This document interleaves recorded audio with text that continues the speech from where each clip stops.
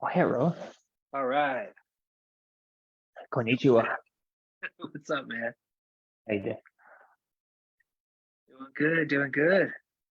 Welcome everybody. We're on it's our 10th. 10th. Oh, man. Number 10, man.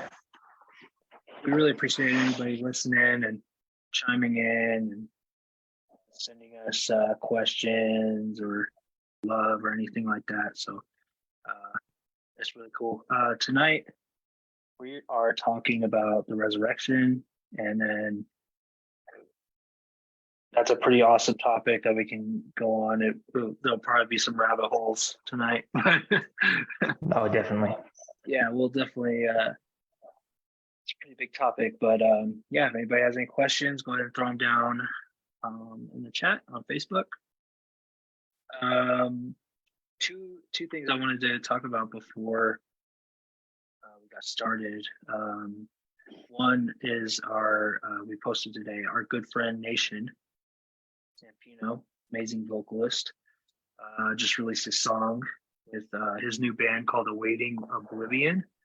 So I wanted to put a shout out to him and their band. They are Gentwave. Is that how you would pronounce it? Yeah. Colorado Gentwave. Yeah, they just released a new song called I forget it now already. I guess I could have looked, but anyway, Awaiting Oblivion. Good friend Nation, who hopefully we will have on a track here soon. Let me look it up real quick. The Burning Howl. That'll be fun. Burning Howl. And yeah, go check them out. Again, they're on Spotify, Apple Music, all the good stuff. The other thing I wanted to mention was we teamed up with a organization called Triple X Church, and they made a I guess you call it a discount code for us and for anybody who wants to join their small groups. So Triple X Church is actually a resource for people struggling with sex addiction and porn addiction, and they made a discount code for any of you guys, any of you Finding Neverland fans, or anybody out there that listens to us. You can join one of their small groups online. So there's a community online for that resource, and you can do it for 30 days for $1. And that's if you use the code Neverland, and it's all in capitals. So yeah, Nice. DM us if you guys are interested. They made that discount code for you guys if anybody's out there struggling. I know I've struggled with porn and sex addiction before in my life. It's kind of a consistent struggle that pops up all the time. So yeah, you guys, if you guys have any questions about Triple X Church, or you want to figure, or you need help getting into the small group, hit me up. Let me know. It'd be really cool to see some of you guys in there. So I think they're a good organization, helping out some people that are having a hard time with that. Especially porn addiction is rampant amongst men, and it's probably more prevalent in the church than we would like to know. So Yeah, definitely. I think that's all my announcements. Yeah. You got anything else? You got anything? No, that's good. Yeah, good stuff to hear, man. Yeah. I don't have any announcements or anything. Cool. So you want to talk about the resurrection? Yeah. So Easter was when was it? Last week? I don't know. I don't really celebrate it in that fashion. I suppose I celebrate the event. I celebrate the resurrection of Christ. Yeah. But as far as Easter, that's a different story. It's just another holiday With the eggs and stuff. Yeah, and apparently a bunny rabbit brings them to you and stuff. I was actually really surprised. It was like my first Easter since I was baptized last May. Oh yeah. Yeah, and I just had this like overwhelming feeling of just like joy and just like it felt like it was my birthday or something. And I Yeah, was really dude. excited to have that feeling of just like, oh, our King is alive, our King is risen. Like I felt like it was like my birthday or something. Like I was just so excited that whole day. Amen, dude. So Yeah, yeah, I I was really get that. struck by that feeling of like I've always like been pretty excited with Easter before, and like I would go to church and stuff, but I just was really surprised with how excited I felt since my baptism. So I thought I would share that. I thought that was really, really cool. Heck yeah, thanks, dude. Yeah. Yeah, yeah. It's it's an amazing time to reflect on, uh, the fate of all humanity, and Yeah. just take an account of the sacrifice that God did make, sending His Son. It's John 3:16. For God so loved the world, He sent His only Son, uh, so that none should perish but find eternal life. Uh, and people get to take that whole verse, I think, and just kind of split it up into the parts they like. But Yeah. um, either way, Easter, the resurrection of Christ, and I guess one of the things that I've learned over the past few years, is interesting stuff to me is the proofs for the resurrection, and some of the myths that surround it, trying to explain it away and say it didn't happen, and just kind of unpacking some of those things that somebody who might be a critic of the faith would say, well, they probably just stole his body, certain things like that. And there's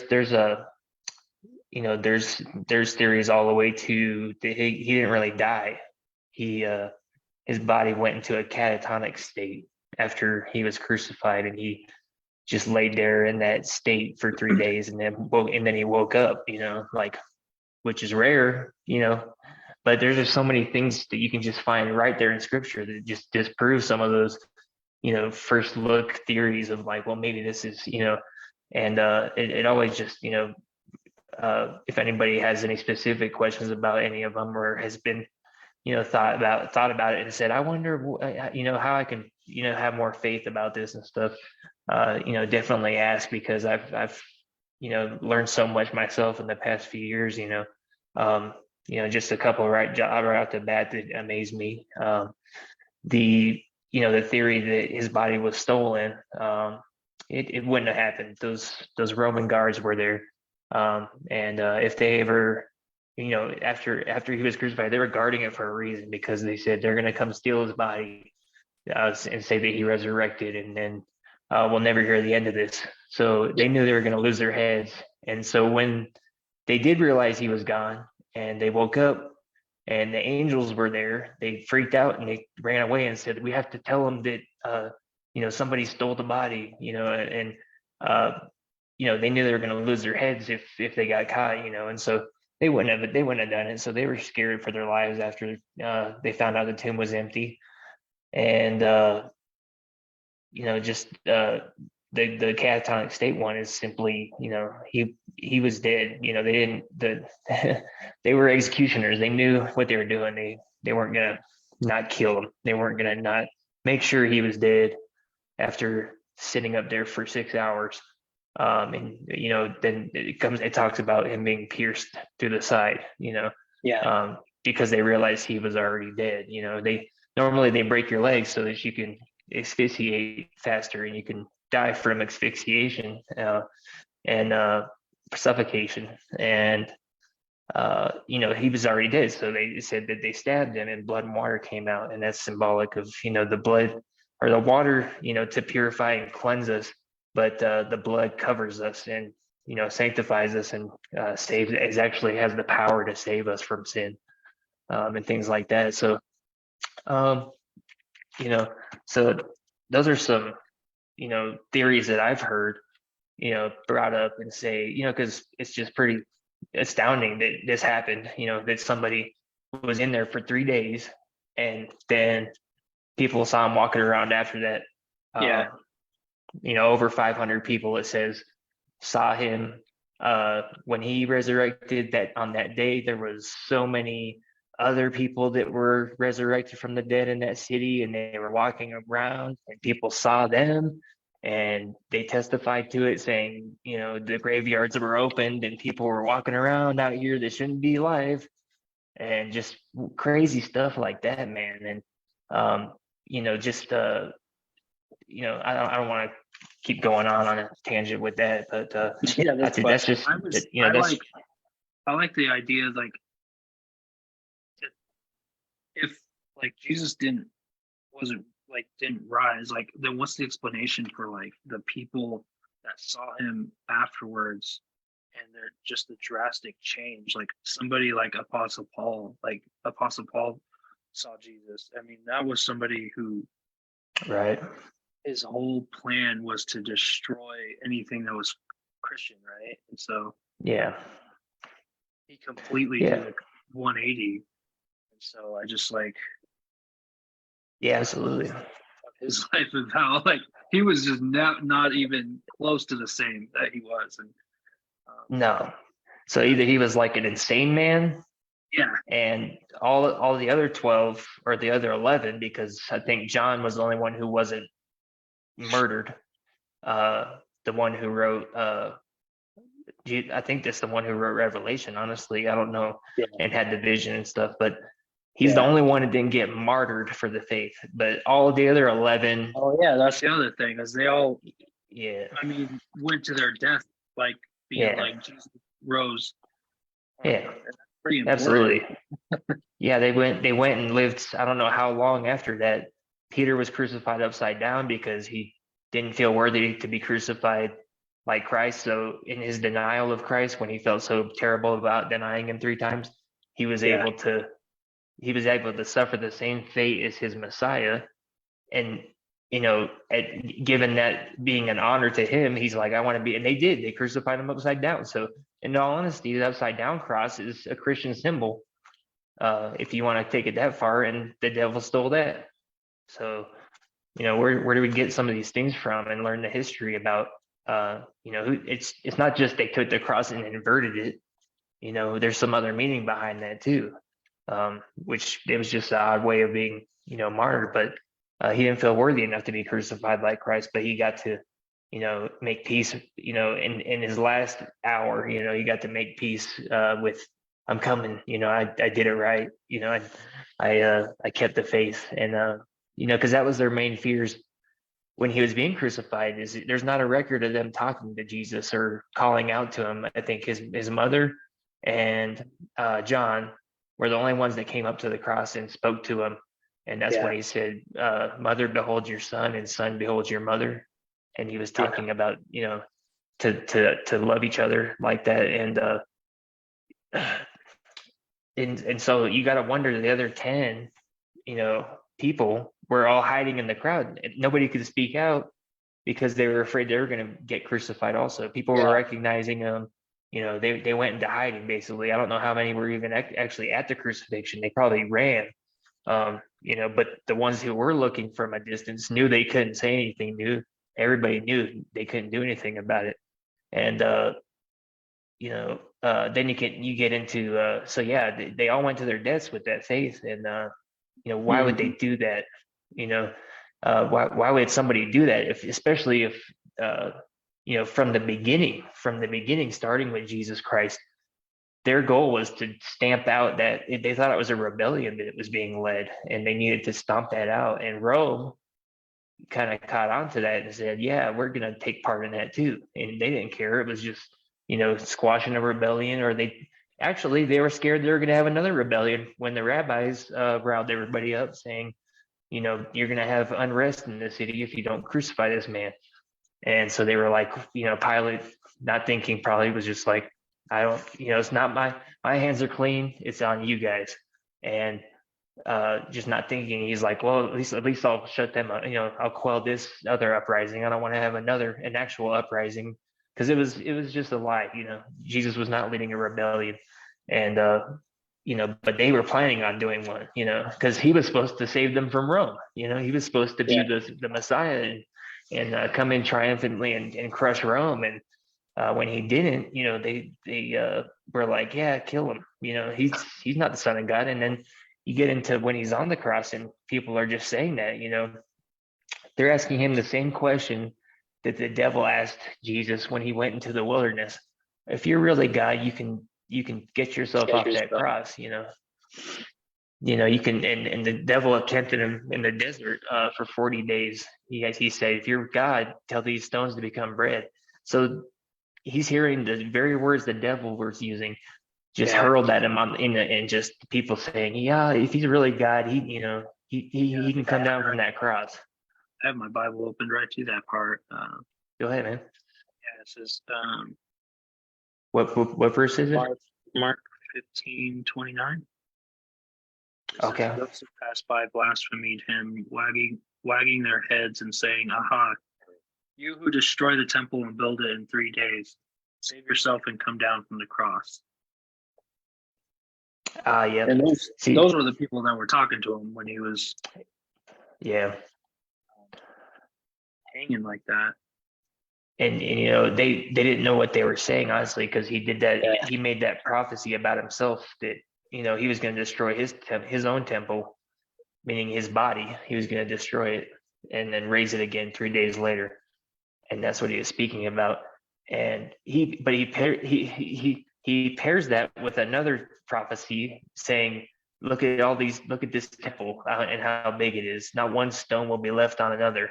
I tell you, one day it won't be left on another. And then he goes into, I'm going to destroy this temple and raise it again in 3 days. Yeah. So it was like a 2-part zinger, where later on, I don't know when it got conquered, but Jerusalem, when the Romans got conquered, the temple was destroyed and there was not one stone left on another stone. They took the stones because all the gold that was in the temple melted into the rocks after it was set on fire. So to get to the gold, you had to remove each stone to get to the pieces of gold that melted in between the pillars and the different blocks. So yeah, every single stone was ordered out, that wasn't already down, was getting taken out of that temple.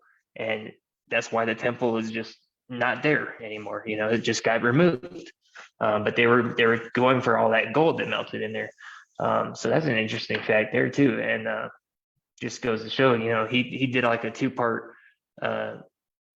prophecy there in front of his disciples. Of course, they didn't know what he was saying. And I didn't really look up too much of the old prophecies about the crucifixion, but there's Psalms, which David wrote, but they speak eerily and specifically to Jesus, crying out and saying, why, God, why have you forsaken me?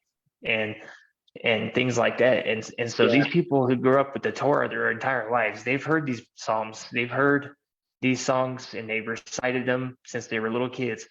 They're hearing him quote this, and it's like a realization of. Yeah, it's cool. My Bible has it says, my God, why have you forsaken me? It has a little like quotations. It says Psalm 22:1. So you can actually see the cross reference. I really like that about this Bible. Yeah, there's a lot of, if you get a study Bible, you can get a lot of those references and stuff. But so I don't really have much of those references, but I guess we can talk about, that some other, it's just something to go research and just tell you, that there are prophecies about the resurrection and how it was going to happen and how he was going to die.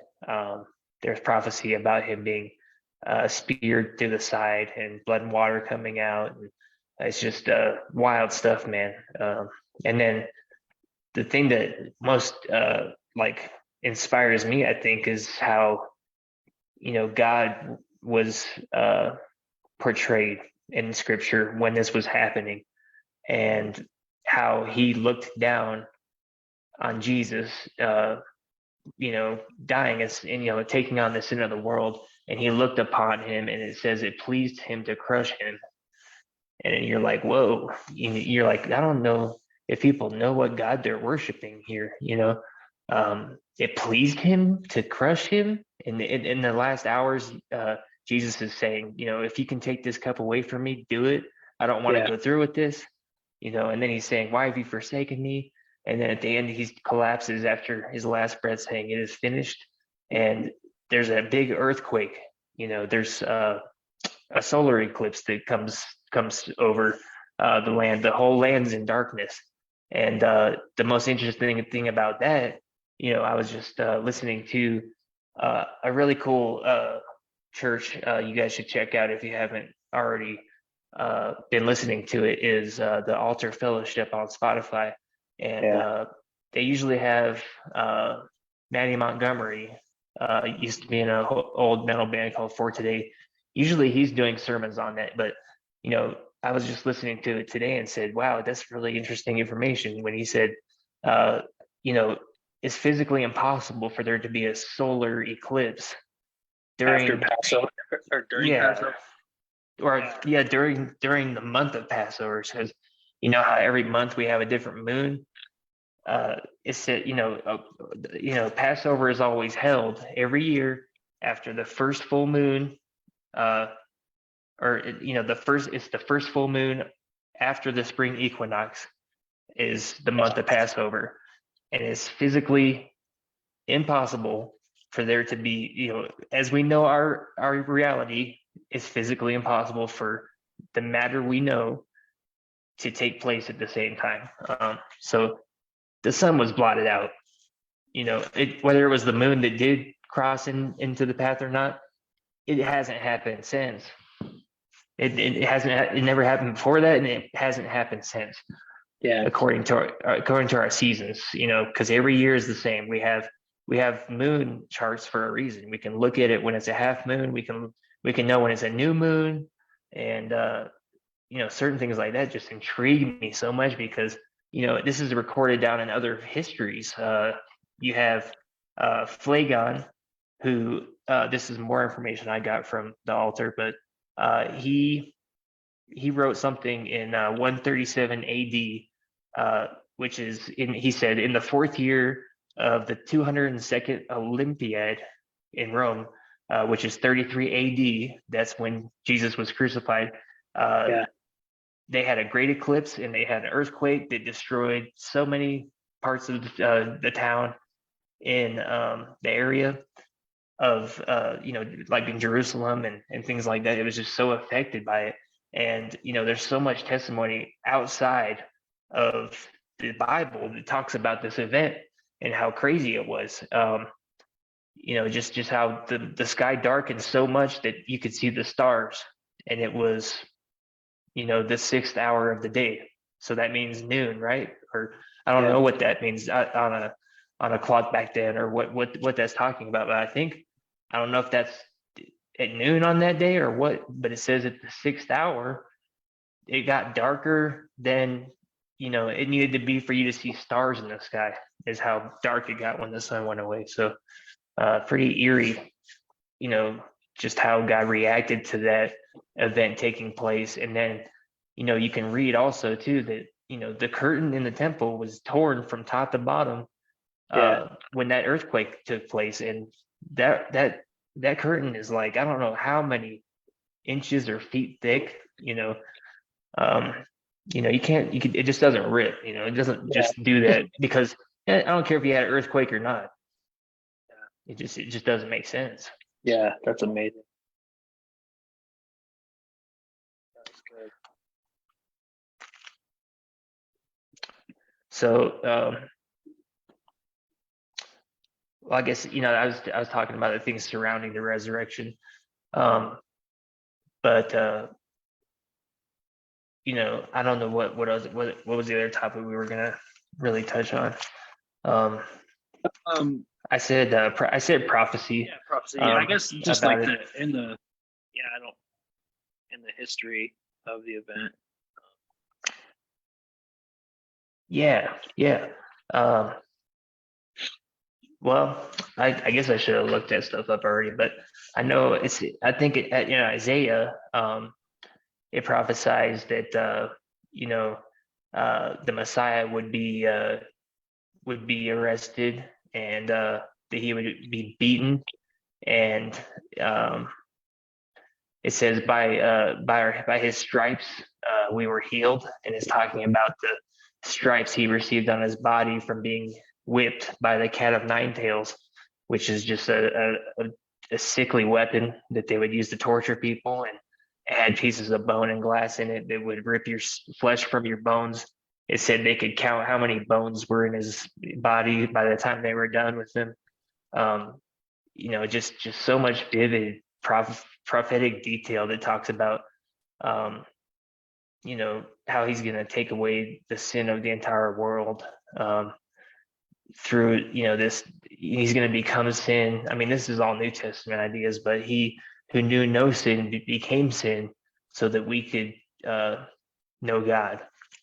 I don't know what verse that is, but he had never sinned in his entire life, and in that one moment, God, it said it pleased God to crush him for our payment for our sins.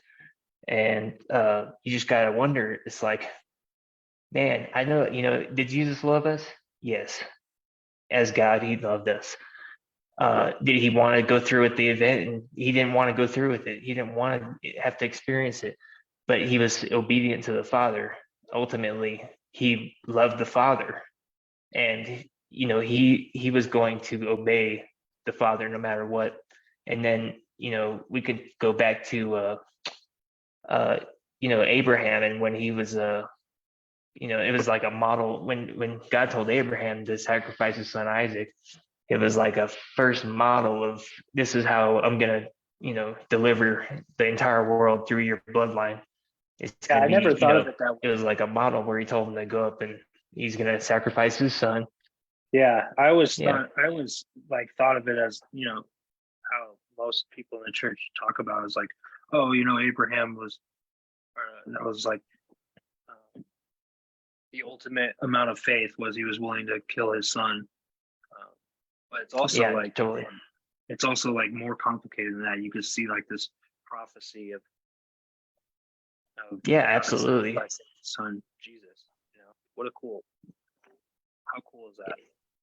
It's awesome, man. And the part of that story that really just tops it off nice is God came down and said, don't do what you're about to do. I've seen your faith. Don't kill your son. Then it says God provided. They looked over and there was a ram caught in a thorn bush. Yeah. And God told them, get that animal, slay it, and then you're going to burn that animal as an offering to me, and it'll be pleasing. So they made a sacrifice in place of Isaac, much like Jesus made a sacrifice in place of us. And everybody during Passover, they would come to Jerusalem to make their sacrifices, and they'd buy sacrifices, whether it was a lamb, whatever they could afford, honestly, because that's what it was based off of. You could get if you could only afford a canary or something, you bought a little bird and you went in there and you broke his neck, and then you gave it to the priest, and the priest would drain the blood out, and then you would make a sacrifice in your own way according to what but always to this God. And it was God saying, on the feast of Passover, which which everyone would normally be atoning for their sins with the animal sacrifices, I'm doing the ultimate sacrifice.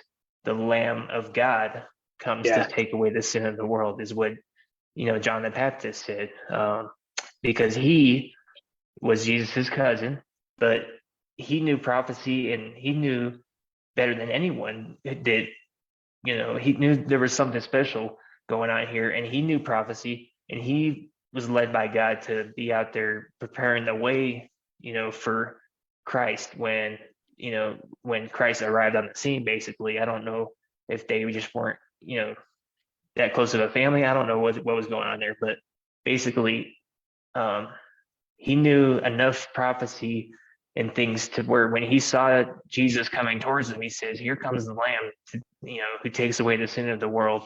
And that's of course when he's like, you need to baptize me, and Jesus was like, no, you have to do me, you have to baptize me. I'm telling you, this is how it has to be.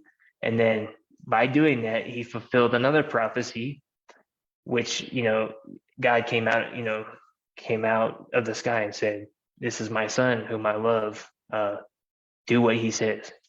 Listen to him," is what he told everyone. And so, can you imagine that for John the Baptist in that moment, just the culmination of your entire life being a vagabond and just already being, the one who prepares the way for the Lord, just being that punching bag, and ultimately he met his fate because King Herod's daughter asked to have him killed, and so he delivered on that promise because he was speaking out against them because they were in a adulterous marriage and things like that, and they were like, we gotta shut him up, and so but all this stuff connects so nicely. Yeah, isn't it wild how many people in the Bible were used for only one thing? They only did one thing, but it was just transcendent, and it was just they were like John the Baptist, or somebody like Noah spent his entire life being obedient to God, but his glory didn't really come until he was older, and only his family got saved. I believe that's how God uses people. Is you might not be famous your entire life, but if you're obedient to him, something amazing is going to happen with you. Man, and this is, and I mean, because you're only seeing a bleep on the radar for these people's lives. A lot of times you're like, okay, Matthew, Mark, Luke, and John, they were all fishermen, or some of them were fishermen, but they're in their 30s, or however old they are already, but you only see these bleeps.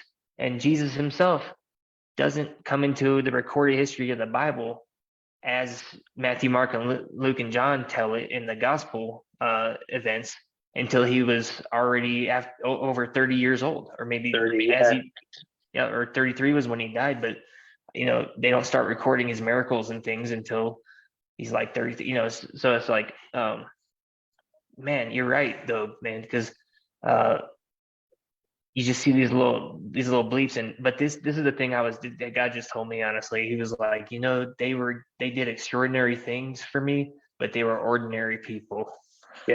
Just like every one of us are.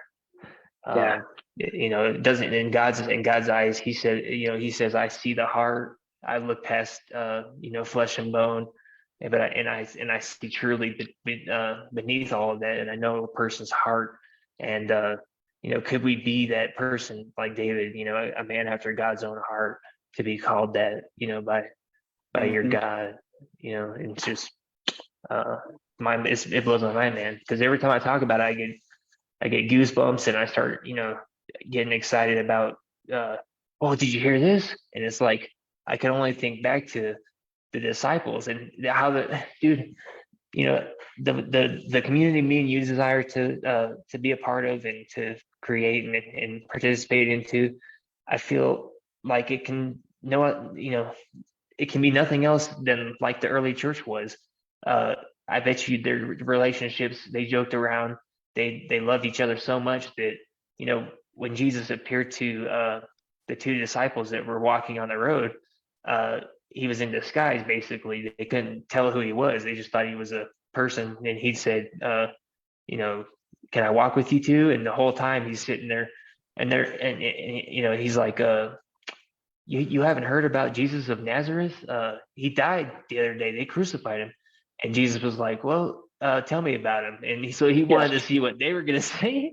That's great. And then so he's playing with them. He's playing with them. He's like, I want you. And so he's already resurrected, but they don't know it's him. And then he starts telling them, don't you? Because they were just like, we thought he was going to be the Messiah, and then he died. And he started from the very beginning of the prophets and all the things that had been prophesied. He went down the list and told them, didn't you know he had to die to become, the second, this and this. And then when he left their company, they got to where they were going, right, which was the place where everybody was hiding out. And then when they get there, they find out Jesus had appeared to the people there, walked through a wall or something, because he was just standing there. And they were like, he is resurrected. Mary Magdalene, came back running. Yeah. He's alive, and they were all like, "What the heck?"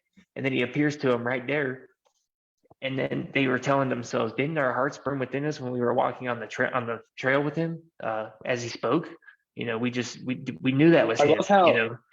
love how Mary Magdalene is basically like the first person to spread the gospel. Like Jesus uses a Yeah, woman absolutely. Mm-hmm. that. And a woman that everyone in her life at least was telling her she was no better than being a prostitute or whatever Yeah. she was doing, which was a sin. And so the religious leaders and everyone of upstanding conduct and whatnot didn't associate with people like her. And then you have Jesus, and that's one of the biggest criticisms they had of him was he eats with sinners and tax collectors. And he teaches his disciples they don't have to wash their hands before they eat on the Sabbath, or they pick grain on the Sabbath and stuff like that. And he just told them off every single time and said, you brood of vipers, you make these laws and God didn't tell you to make them. These are man-made traditions, and you're holding it over these people like God made it a law. You're gonna be judged more severely than Sodom and Gomorrah. And they didn't like that. It's like, oh, Sodom and Gomorrah, oh, there's two cities he destroyed. He said Sodom and Gomorrah will have more mercy on Judgment Day than some of you. And they were like, whoa, And then you have somebody who actually takes that and comes to Jesus. What was his name? What was his name? It was it was one of the Pharisees that came to meet with him at night, because he's kind of like sneaking off to meet with him, and he asked him what is truth or something. I forgot what his name was, man, but is it Nicodemus? Can you hear me? It is Nicodemus. Yeah, it is. So yeah, Nicodemus comes in, and that's so he hears the truth, and it actually pierces his heart enough to come ask him, "What do you mean by all these things you're saying? And are you the Messiah?" And just asking him those type of questions. And he's like, you've already been told that, this knowledge was not revealed to you by none other than my Father in heaven. You didn't just come up with that on your own, that I'm the Messiah. So he actually honored that faith, I think. So you just see it all over the place, man. And it's got, C.S. Lewis said it in this one way that I never got over one time, I think, in the Mere Christianity. He said Christianity has just enough weirdness about it that it matches up with reality just about perfectly, because reality is not cut and dry, and it's got a lot of weird stuff in our world. And so you're like, wow, this is lining up so perfectly. You couldn't make up better stories than this. The truth is actually stranger than fiction. Yeah. Like they say. So, and that's something to just revel in, man, and just be like, man, this is our faith, and this is our God. And he was the God of the Jews, and he is the God of the universe, and he saved the entire world through the Jews. And so that no one should perish, and no one should if we would accept that sacrifice, and Jesus was like, forgive them, they don't know what they're doing, as they were hurling insults at him and telling him, if he was God, he would save himself. And even the other two prisoners on either side of him, one of them was like, if you're God, save yourself and then save us also. Yeah. And he, and so one of them wanted, to just, he's asking Jesus for things, like, save us, save me. Yourself. Yeah, and yeah, exactly. So save us and save my life. And then the other one is like, I've committed this crime that deserves my punishment.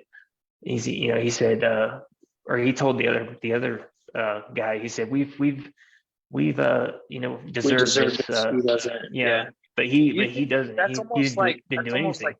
That's almost like prophetic to there's almost like two ways that Christians live. It is, dude. It is. What can God do for you?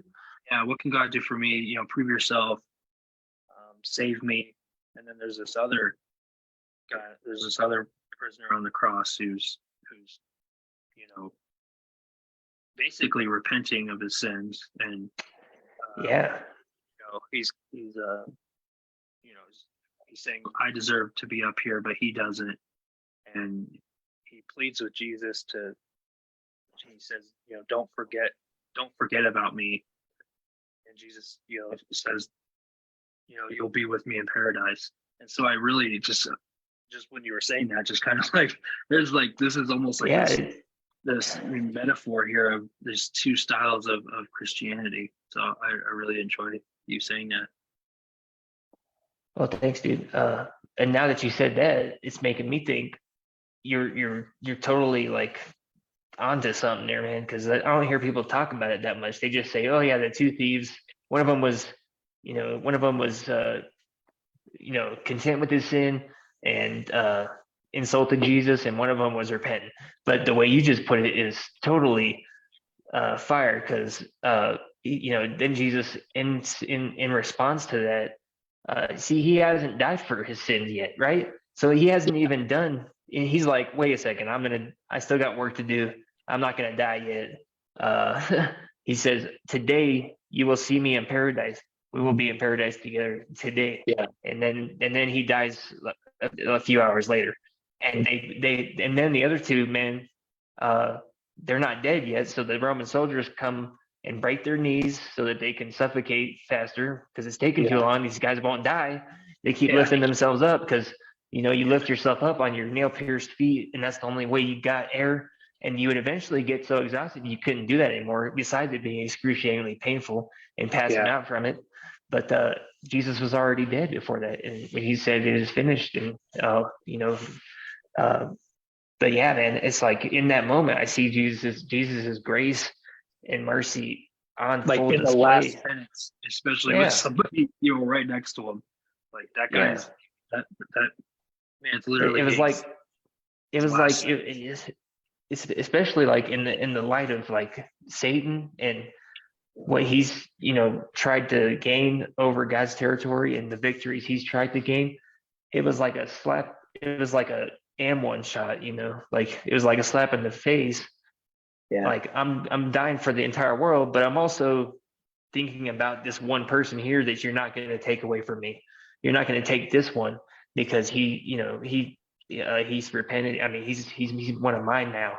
It was like, as I'm going up for the layup, I'm going to grab this guy, and I'm going to dunk the ball on the entire world after I save this one guy, because he needs to know that I forgive him. And the fact that he, as God himself, the fact that all of this is recorded in Scripture, man, and you don't have any other recordings of anyone talking to him while he was on the cross, and it's probably because nobody did. They were scared they were going to be arrested. All 11 of them probably hid, and were on the run for their lives, and then they all lost their lives to the faith. So, they actually said about Christianity that I think it's recorded in the Bible too. The Pharisees, when they realized what had happened, and everybody's saying, "Oh, he resurrected! Oh, he resurrected!" They realized, "Oh, this is going to be over." Or actually, it was Nicodemus who said, "If it's real, we have something to be worried about. If it's not real, it'll go away within a few months or something. We'll never hear about it again." And then, he was kind of prophesying in his own might by saying, if it's real, it's gonna turn into something big, and we can't stop it. If it's of God, it's gonna happen. And it turned out to be, the birth of the Christian faith. And then Paul was one of the Pharisees set out to quench it, destroy it. To try to, so Jesus is like, I'm gonna take this one guy, this one man army who's got all his guys with him, but this one person that Satan was gonna use to destroy God's plan to save the Gentiles and save everyone. I'm gonna hunt these people down. And he takes him and he flips him 180 degrees by blinding him on the road to Damascus. Yeah, it's like God's just getting all these 180-degree wins. Yeah. Every time you turn around a book, I mean, he's winning all over the Bible, man, but you just see how much he's going to be glorified, and everything else can fall to the wayside. It just does not matter what we think is going to happen, or over 70% of prophecy has already come true if you can Yeah. just do some research on it. My guess is the other 30% is probably going to come true also, and that's going to be the worst part, is seeing that come true. Yeah. So I was just watching today, over in Sodom and Gomorrah in Israel, they're excavating it for years now. I don't know how long, but they're starting to find like a lot of a lot of terrible things for the world to behold. But scorched bone, fire and brimstone, and there's no brimstone only comes from volcanic ash and from the center of the earth. So brimstone, it didn't get there any other way but being flung from the heavens. And if it was a comet or a meteor or something like that from outer space, it wouldn't have, it wouldn't be, brimstone. Brimstone is an earth, it comes from the center of the earth. So they're finding all these things in that area. There's no volcanoes around there. There's no anything. And then there's this scorched piece of earth that used to hold two big cities there. And if you read the story about Lot and them escaping it, it was destroyed with fire and brimstone from heaven. And you just got to ask yourself, wow, this is crazy. And they're finding artifacts that are burnt, and just they said whatever happened here, because they can't explain what happened. There's all this evidence here of something that's never happened in the history of the world anywhere else, that they can't explain by a volcano, like the volcano disasters we've had in history, or earthquakes.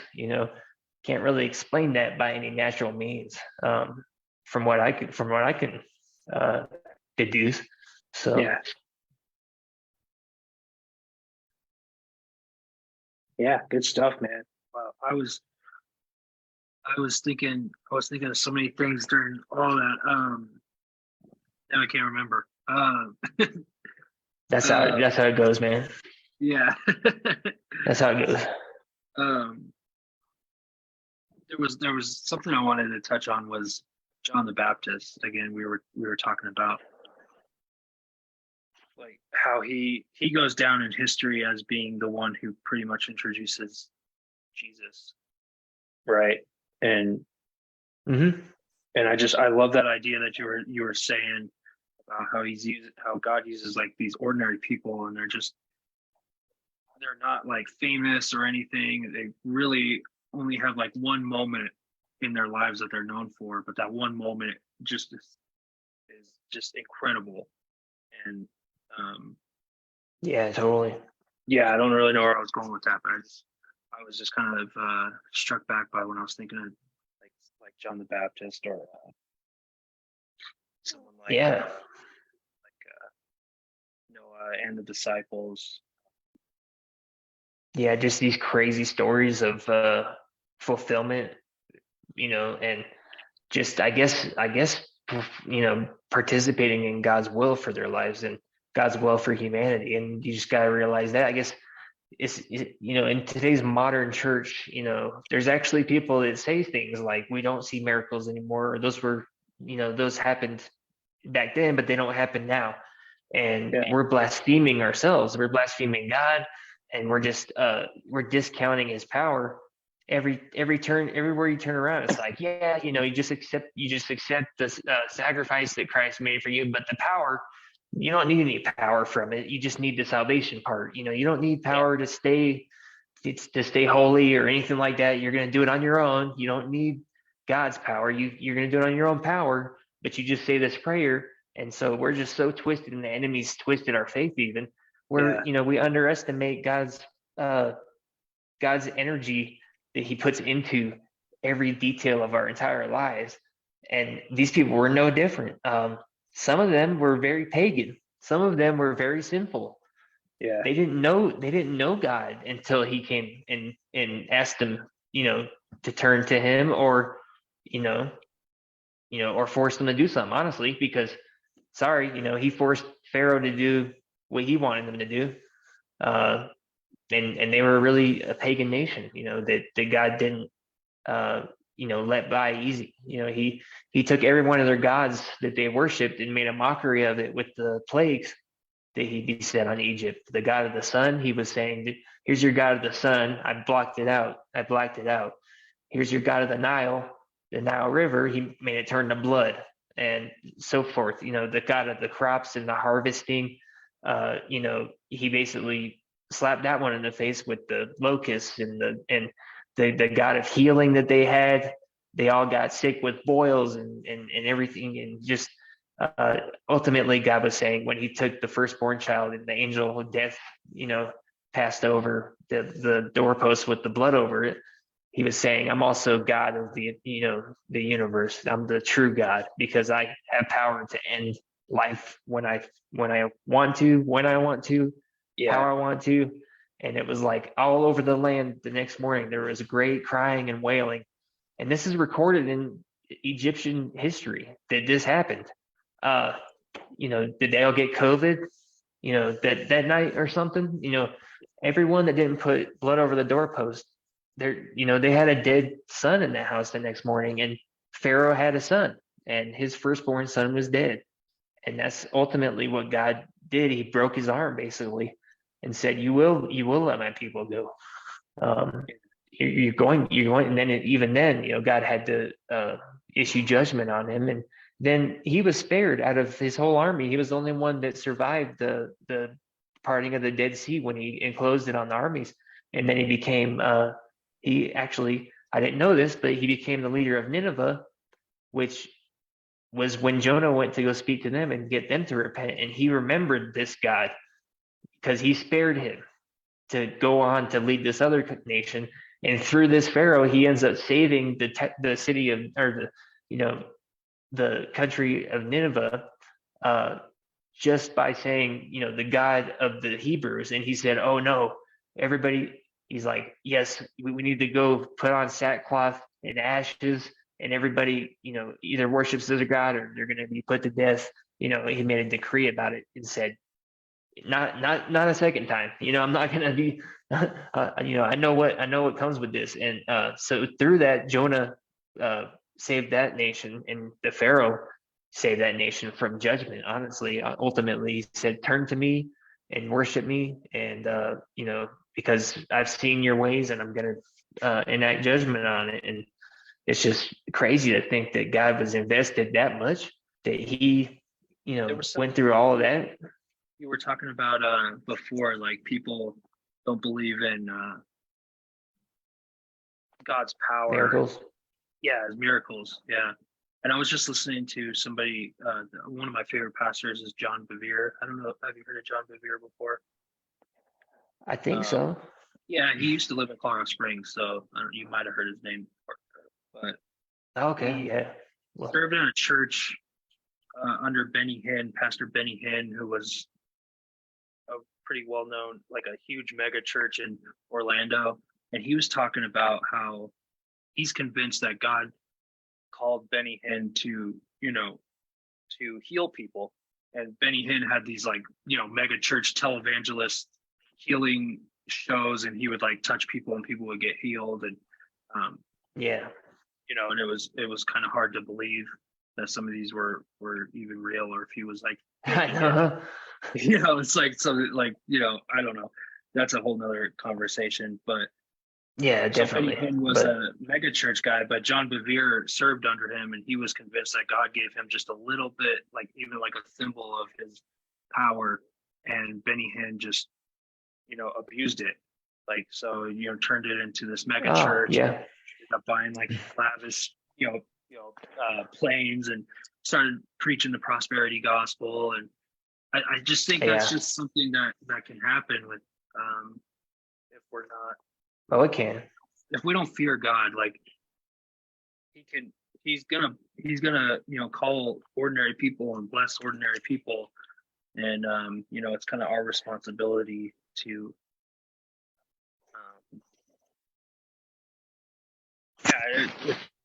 it's our responsibility to follow his plan. And so many people didn't do that, and they made Yeah. the reputation of Christianity so bad. And I think that's why people run away from the church and stuff like that. But I just think it was so interesting that he was talking about that. That might be true. It's I know when they were Jesus said, many will say to me, didn't we sing and dance in your presence, or didn't we cast out demons and didn't? So he's telling them, you were able to do miracles, you were able to.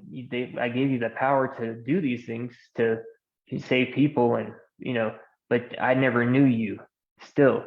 So yes, it's like God's gonna give us this power, but we can abuse it. And I'm thinking to myself, man, how many people have the evidence of holiness, but they're dead inside? How many people have, but they're, secretly leading everyone, not secretly if your eyes are open, but, having the appearance of godliness, as it says. I think, I don't know where this is from, but he told the Pharisees that they were whitewashed tombs, and meaning, you had a nice appearance on the outside, all white, but on the inside you're full of dead man's bones and all the decaying things.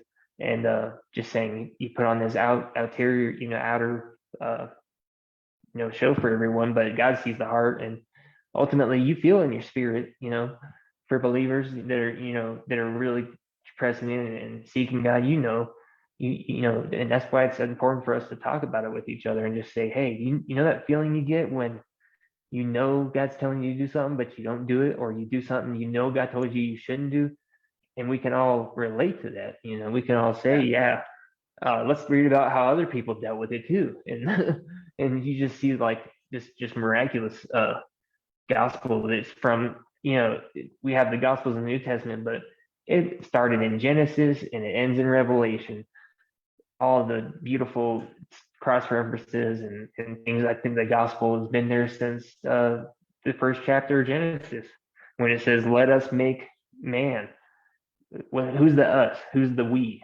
Who's the plurality here, of God? And you got to sit here and think, wow, they're showing us Jesus in Genesis right here. They're saying, the Son, God the Son, you have God the Father and God the Son. And you're just like, wow. And then you have the Holy Spirit. But, wow. It's I really liked our conversation tonight. I think we're running out of time tonight. Oh, we got time, man. That was really good. I really appreciate anybody who's listening. Sorry, my phone's blowing up. I don't know why. We gotta get some guests on here soon, man. We'll get some guests. Anybody who's interested in coming on, we're gonna DM us.